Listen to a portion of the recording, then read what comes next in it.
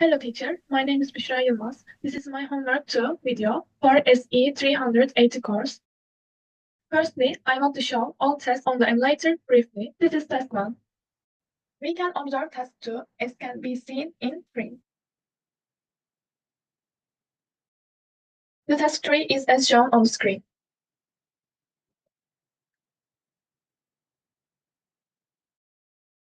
The test 4 is as shown on the screen.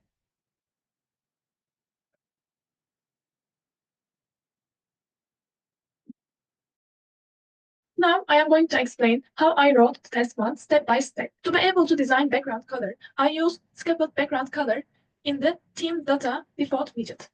Then, after removing all default increment counter method, counter variable, and comments, in the app bar widget, I wrote the HW2 to specify the homework. I changed the default My Homepage stateful widget to the stateless widget according to the assignment of the task 1. Then I used the Align widget to align the child widget on the top center of the screen with the help of the Alignment Top Center parameter.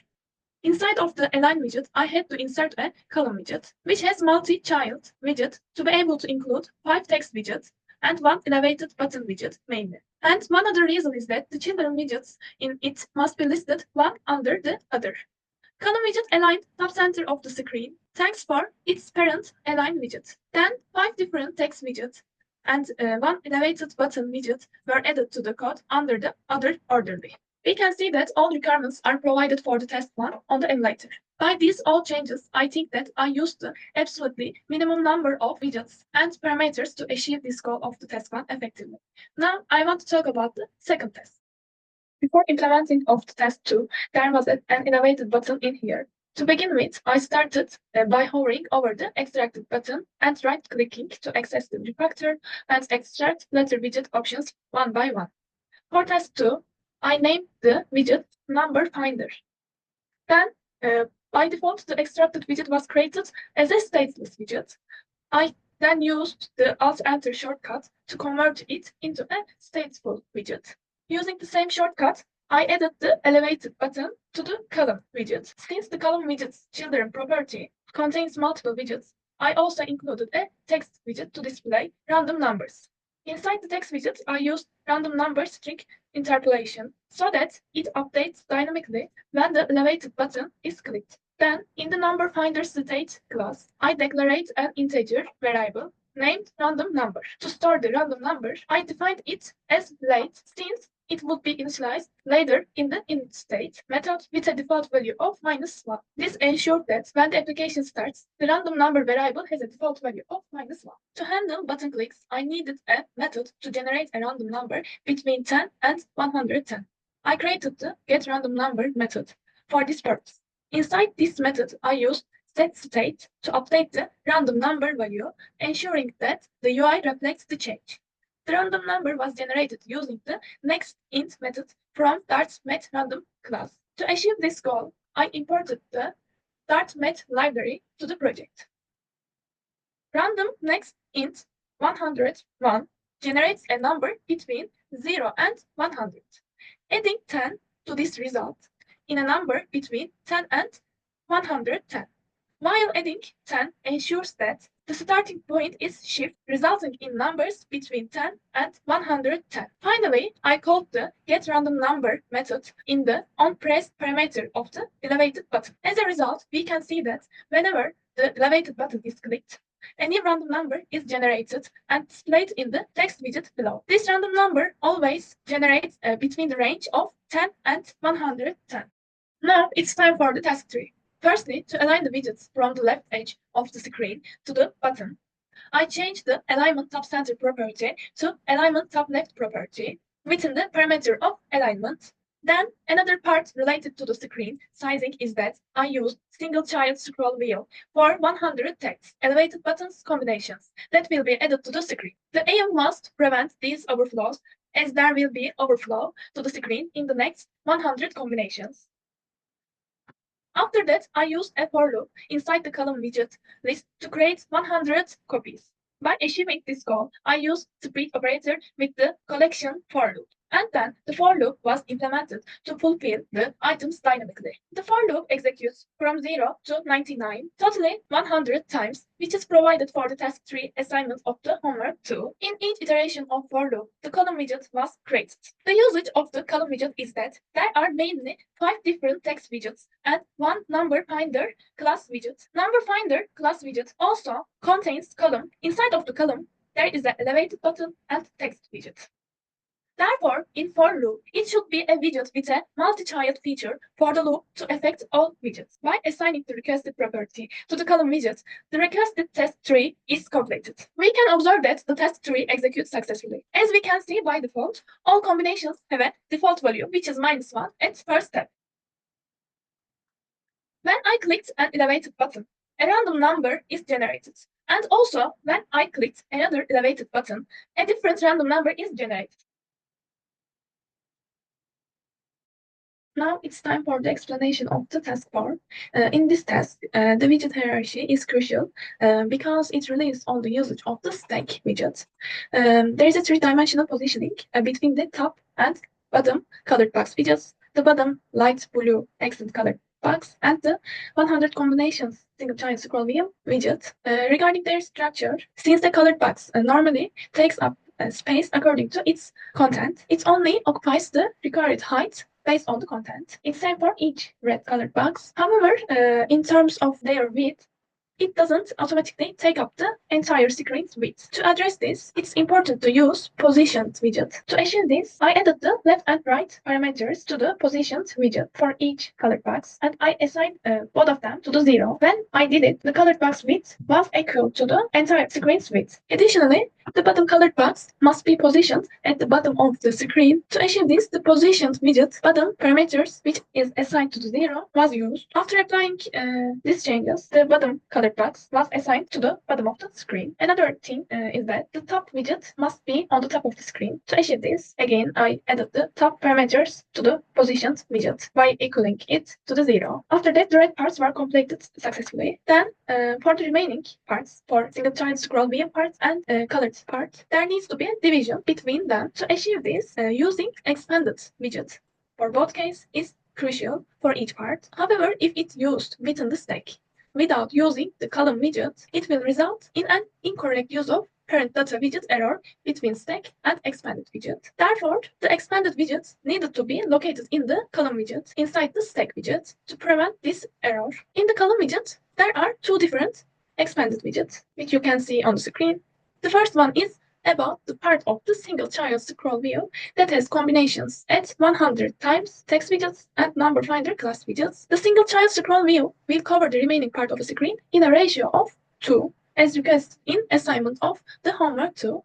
To achieve this, I used flex parameter by equaling to 2 value. Another usage of expanded widget is about the light blue accent colored box. It must be noticed that the section is also located in the children of the column widget, such as single child scroll wheel widget. There is another usage of the assigned one flex parameter that is a property of the expanded widget again. There will be a 2 to 1 ratio between the single child scroll wheel and colored box by using the flex parameter for each section. One more important point to note about the light blue accent colored box is that both the color and child center values are used, as can be seen on the code. This is because the background color of the box must be as light blue accent color in assignment 4, and the center value is used to ensure that the number widgets class is centered inside of the box. However, only the center widget is used. The number finder widget, which contains a column widget, as you can see, will cause a column to take up the full vertical space of the box because the default value of main axis size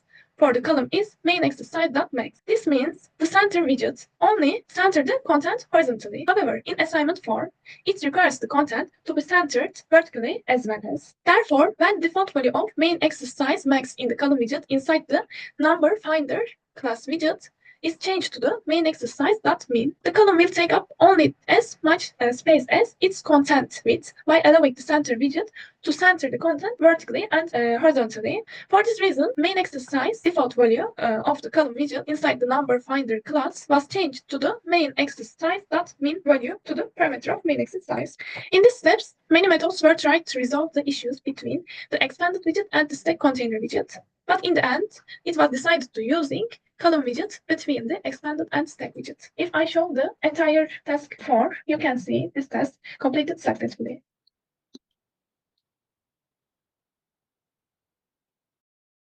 Before passing the local history part, I want to emphasize that for the end of each task, I recorded a video which shows all task processes. Now I want to show the local history.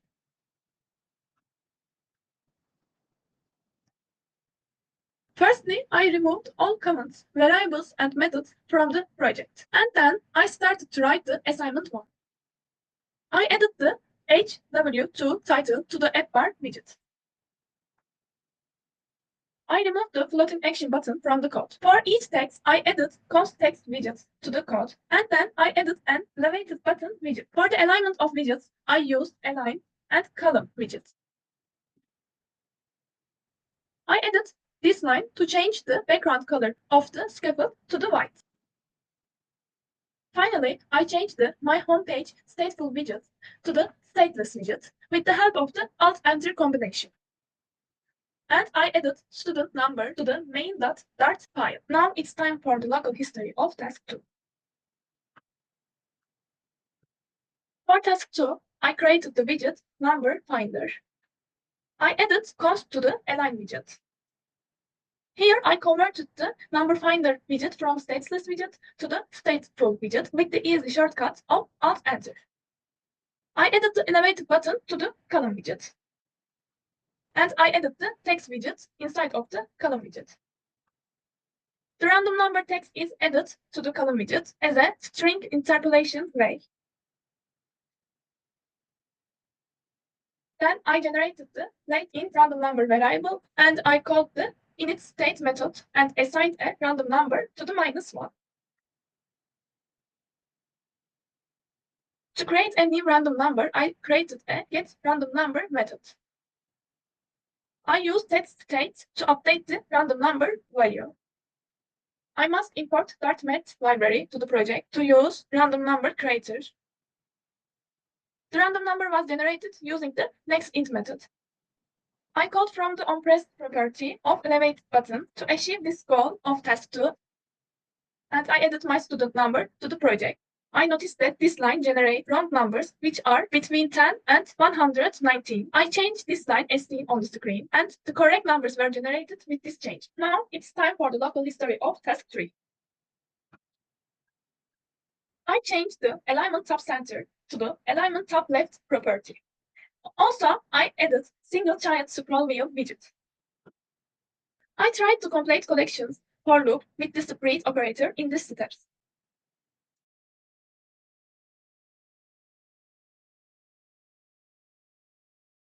I found a way which is with the list generate operation. However, this was not a for loop property. Then I continued to search correct way. Then I implemented it successfully. I used collection for with list property. I also used split operator in here. Then I added 4 text widgets and 1 number finder class widget. I covered all the requested widgets with the column widget for the loop to cover all the required widgets. Finally, I added a comma, which provides this.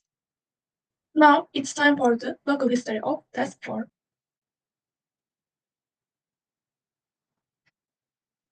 Then I use stack widget out of the single child scroll wheel widget.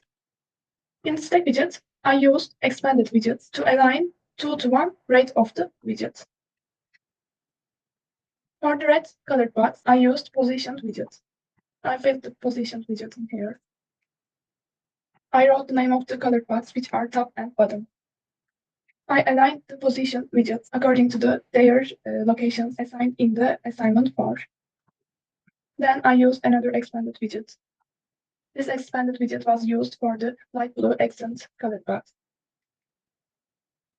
positioned them on the center of the color box, I used center widget. Then I reformatted the code. When I ran the code, there was an error about the current parameter conflict. Then I searched how can I solve that. This was solved by using the color widget to prevent this error, which was explained in the explanation section of the test board. I converted the main exercise.max default parameter to the main exercise.min parameter to be able to center them. I remember that I forgot the flex parameters for each expanded widget. Then I added them to the project. Finally, I was able to align them with the rate of the 2:1 rate by using the flex parameters for each expanded widget. With these all changes, I completed the task 4 successfully.